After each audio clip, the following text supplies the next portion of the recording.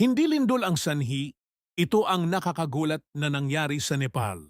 Akala ng marami, isang lindol ang nag-trigger sa napakalaking flash flood sa Nepal. Pero may mas nakakagulat na paliwanag. Noong Agosto 26, biglang rumagasa ang napakalaking baha sa Rasuwa, malapit sa hangganan ng Nepal at Tibet. Maraming tao ang nahuli sa biglaang pag-agos ng tubig, putik at debris. Ayon sa mga unang pagsusuri, nagsimula ang chain reaction sa mataas na bahagi ng Himalayas. Isang malaking bahagi ng glacier ang bumagsak mula sa tinatayang 5,200 metro na taas. Habang bumabagsak ito, isinama nito ang napakaraming bato, lupa at iba pang debris. Pagdating sa lambak, tumama ang avalanche sa ilog at pansamantalang hinarangan ang daluyan ng tubig. Para itong natural dam, habang naiipon ang tubig sa likod ng bara, tumataas ang pressure.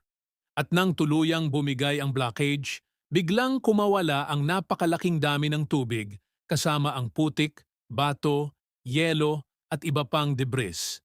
Rumaragasang pababa ang flood surge patungo sa mga komunidad sa Nepal. At hindi ito ordinaryong tubig. Ang malalaking bato at debris na dala ng agos ay maaring tumama at sumira sa mga bahay, tulay, kalsada at sasakyan. Isa sa mga pinakaapektadong lugar ang Raswa District, kabilang ang Timur at Siaprobesi. Pero narito ang pinakanakakagulat na bahagi. Noong una, may mga ulat na maaring isang lindol ang nag-trigger sa pagguho. Ngunit matapos suriin ang seismic data, sinabi ng mga eksperto na ang signal ay maaaring mismong mula sa napakalaking glacier collapse at debris flow, at hindi mula sa isang ordinaryong tectonic earthquake. Ibig sabihin, ang pagbagsak ng glacier mismo ay sapat upang makalikha ng malakas na seismic signal.